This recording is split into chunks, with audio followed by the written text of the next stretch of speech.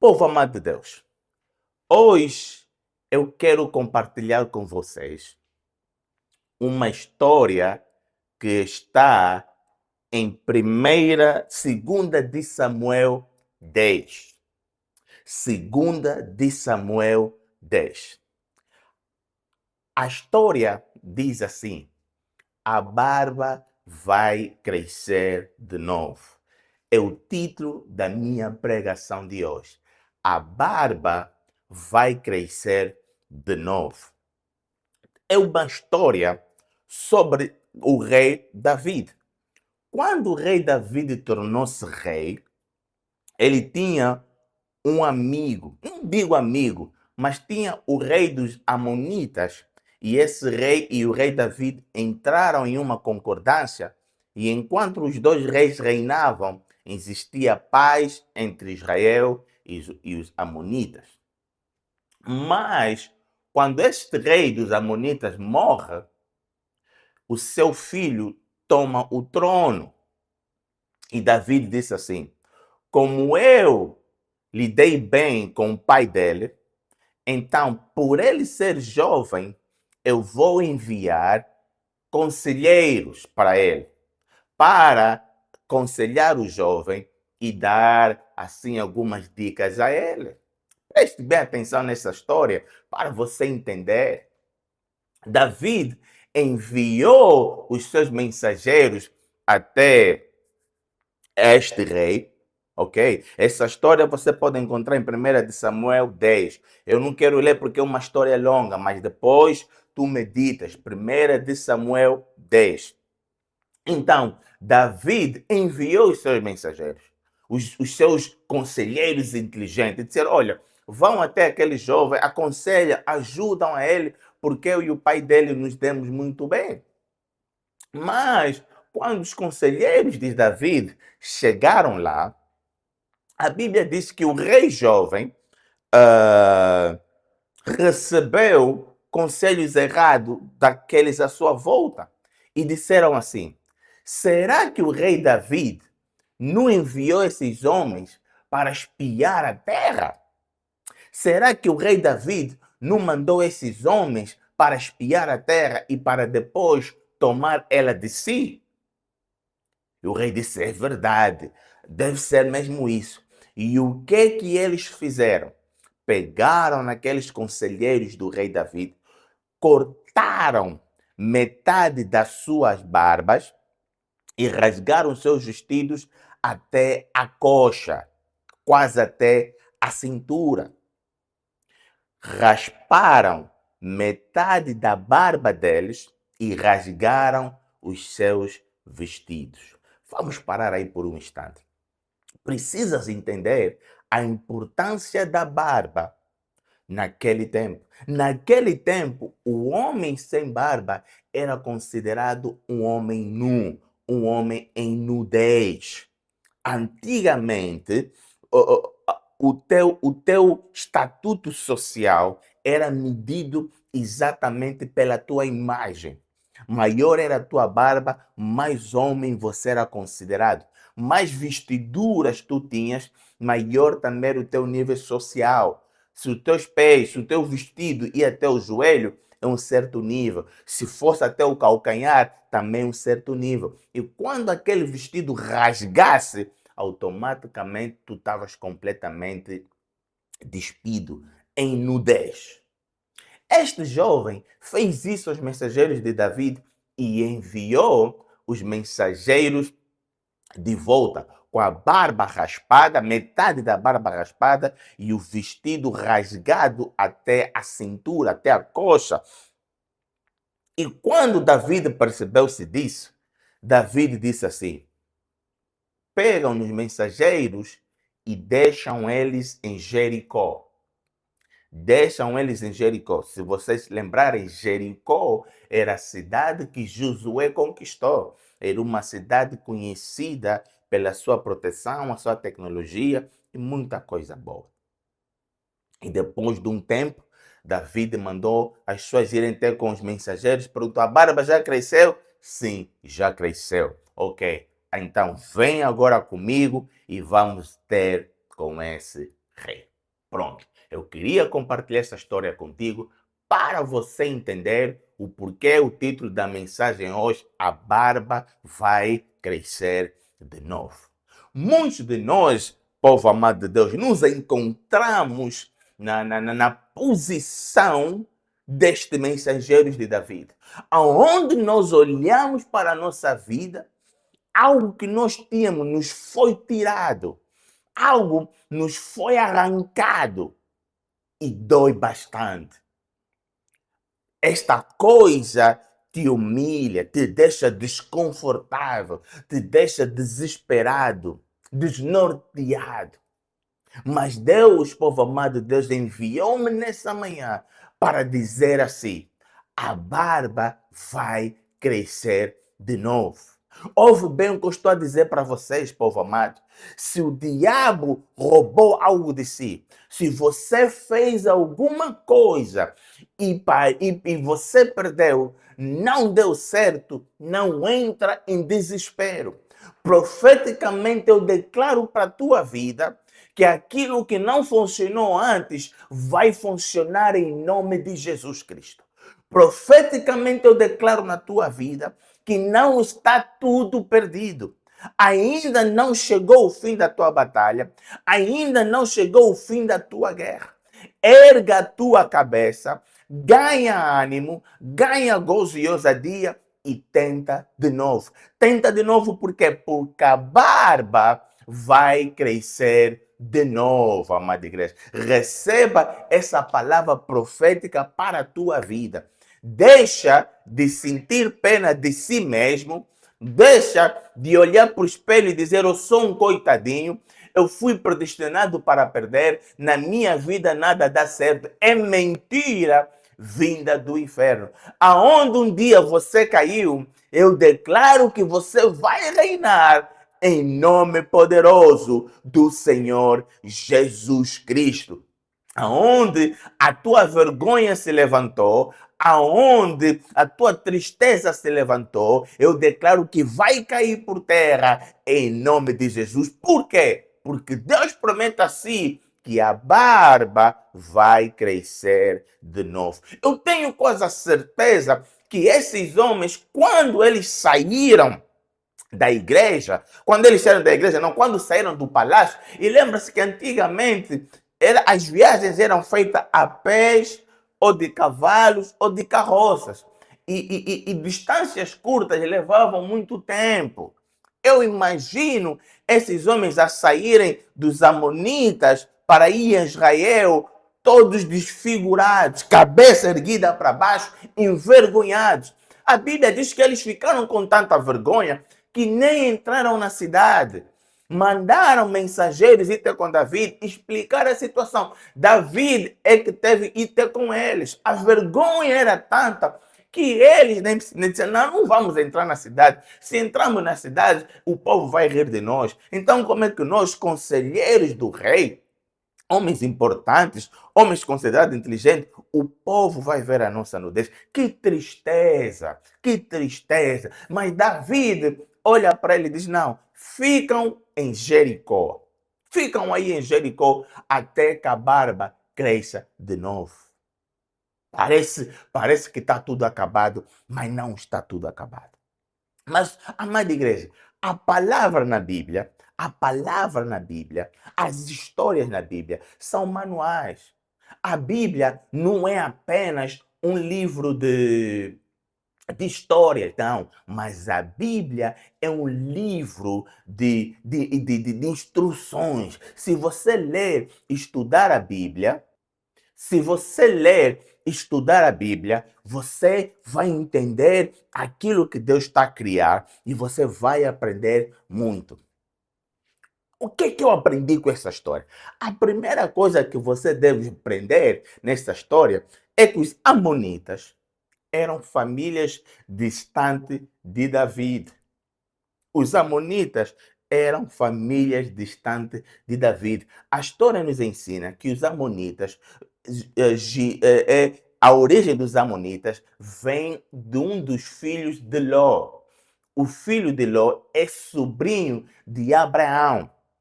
Então, o sobrinho de Abraão É ele que deu origem ao povo amonita. Quando eu estudei e vi isso, e eu disse assim: é sempre os espíritos familiares.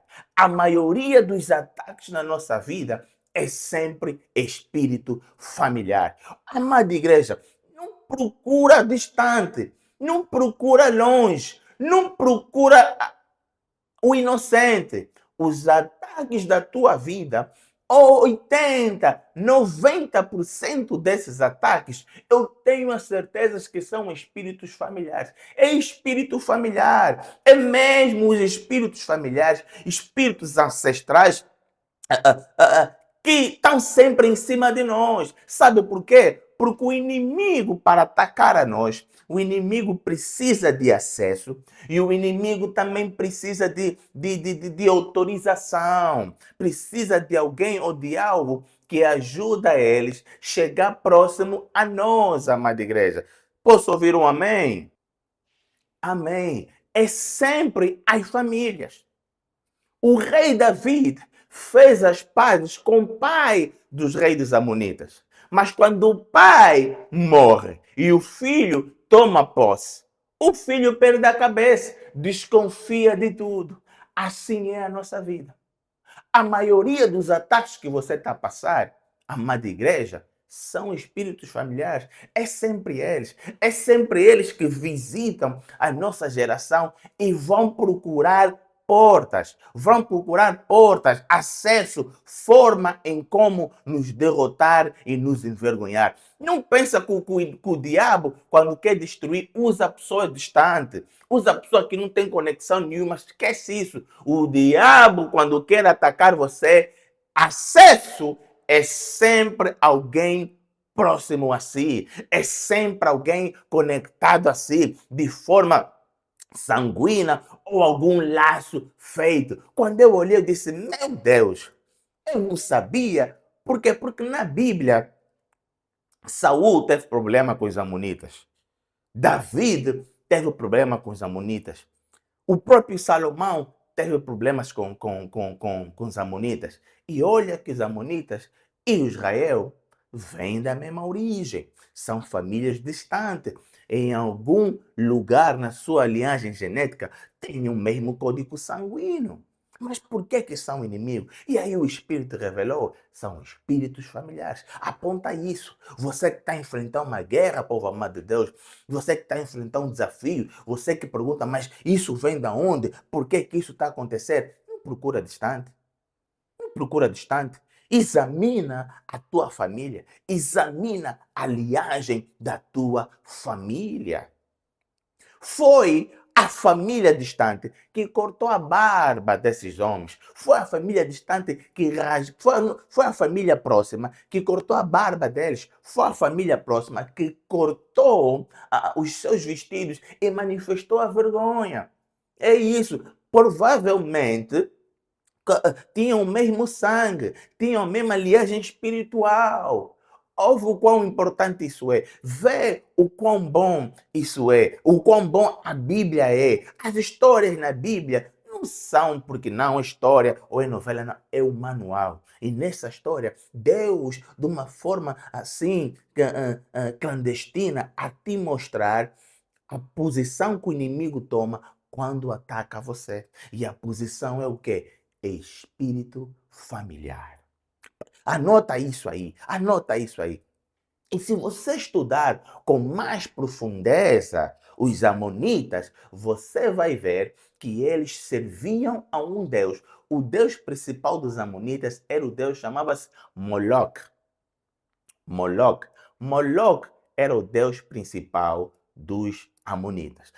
Agora vê isso, meu povo amado de Deus, e você vai entender como o diabo funciona. Vê isso. Os amonitas, a origem de Abraão, de Ló. Amonita, quem deu origem aos amonitas foi o filho de Ló. Filho de Ló era sobrinho de Abraão. É aquele sobrinho, quando Abraão disse, saiu da casa de seu pai, levou com ele porque não tinha filho. Não sei como, mas eles criam o deus Moloch. Esse deus Moloch é o Deus que Salomão adorou quando estava no fim do seu reinado. Não quero entrar muito nisso para não confundir vocês, mas apontam e ficam atentos, não é? Os amonitas, a origem é Abraão, Ló e o filho de Ló. Criaram o deus Moloque. Esse deus Moloque foi o deus que desviou, ou que Salomão se desviou e adorou quando casou com uma amonita. Espíritos familiares, preste atenção nisso. Agora, o rei Moloque, o deus Moloque, é um deus que é adorado por iniquidade. Como assim? Os amonitas criaram esse Deus e esse Deus dava a eles riquezas, dava a eles bens materiais, dava a eles tecnologias. Mas esse Deus era adorado como? O sacrifício deles era assim da seguinte forma: se você é pai e diz assim, eu pai, vou trabalhar mais do que gastar tempo com a minha família. Vou dar mais tempo a Moloque do que a minha família. Prosperavas. Se você dissesse assim, eu vou deixar de fazer o de fazer o bem para fazer o mal, em nome de Moloque, Moloque te abençoava. Moloque era um deus dos amonitas que era adorado por iniquidade. Se você deixava de fazer coisas que eram certas, mas fazia o que era para agradar Moloque, eles ficavam, o povo enriquecia. E eu fui pensando nisso e disse assim, até nos dias de hoje. Até nos dias de hoje. Ok, ok. E eu fui estudando tinham os outros deuses, mas não quero entrar em detalhes para vocês não se perderem. Mas presta atenção. Amonita, família distante de Israel, e adoravam um espírito de iniquidade. Você hoje que é filho de Deus, você provavelmente já sentiu que a maior resistência no teu servir a Deus, no teu caminhar com Deus, vem do lado familiar e vem da sociedade à tua volta. São os teus amigos, os teus colegas, os teus parentes e indo. São esses que criam uma barreira, que criam, ok, um peso ao você servir a Deus. Fique bem atento. Você que está a enfrentar uma batalha, vê o comportamento da tua família, o que eles falam, o que não falam, a atitude deles perante o teu servir a Deus, perante a tua carreira, perante o teu casamento, os teus filhos, o teu negócio, como é que a tua família age? Será se aquela família que ajuda ou só criticam? Às vezes nem criticam, mas também não fazem nada para melhorar. Quando você sentir isso, você já sabe que existe um espírito de amonita que quer se levantar, que está sendo usado para trazer vergonha na tua casa, para raspar a tua barba e cortar o teu vestido. Proteja a tua casa contra esse espírito. Proteja o teu casamento contra esse espírito. Protege os teus filhos contra esse espírito. Protege o teu negócio, as tuas finanças contra esses espíritos. Ouve o que eu estou a dizer. Não vai procurar longe. Não vai. É aquele próximo. É aquele que tem conexão de sangue contigo. É aquele, uma amiga profunda, um amigo de infância, algo ou alguém que você tem um laço ou uma conexão. É sempre esse. Procura agora. Você que tem um negócio, não, vou fazer um negócio com meu amigo de infância, ou não, vou trazer o meu amigo para me ajudar no negócio, e você sente o negócio difícil, você parece que o negócio tem uma âncora, algo que não permite crescer, é o espírito de amonita. Você que tem na tua casa, você recebe os teus amigos, você recebe famílias, mas sempre que essas pessoas entram, quando saem, você sente a casa pesada, vê vultos, pesadelos, as coisas em casa começam a estragar. Espírito de amonita. Cuidado, amada igreja. Tenham muito cuidado. São eles que querem manifestar a tua nudez. São eles que querem envergonhar o seu nome. São eles que querem te ver para baixo e rir da tua cara. Então você tem que ter muito cuidado. Muito, muito cuidado mesmo. Eu, eu entendo bem disso. Por quê? Porque nós temos um chamado, no nosso ministério temos um chamado de família. Então nós estudamos bem isso e nós conseguimos ver o quão importante isso é. E sabes por que esse espírito é perigoso? Porque nós temos uma atitude positiva perante as pessoas que nós gostamos. Temos uma atitude positiva perante os nossos familiares, amigos. E quando nós temos essa atitude positiva, é difícil ver o mal. É difícil você olhar para ele e dizer, não, é mesmo ele? Não pode. Às vezes o Espírito revela a você, às vezes o Espírito mostra a você, mas você por ter um amor, compaixão ou uma atitude positiva perante aquela pessoa, você não acredita. E enquanto você não vai acreditando, eles estão cada vez mais e mais destruindo, roubando, atrasado a tua vida. Mas Deus enviou-me nessa manhã para revelar assim isso. O espírito de Amonita está bem próximo a ti. São esses espíritos que o diabo tem usado para contaminar a tua vida. Ah, não, você quer fazer o bem, mas eles manifestam o mal. Você quer fazer o bem, mas eles manifestam o mal. Mas ouve agora, David disse ao povo, aos conselheiros que foram raspado a barba, fica aqui. E Deus está a dizer a mesma coisa para ti. Olha, afasta-te dessas coisas. Afasta dessas pessoas. Vai em Jericó.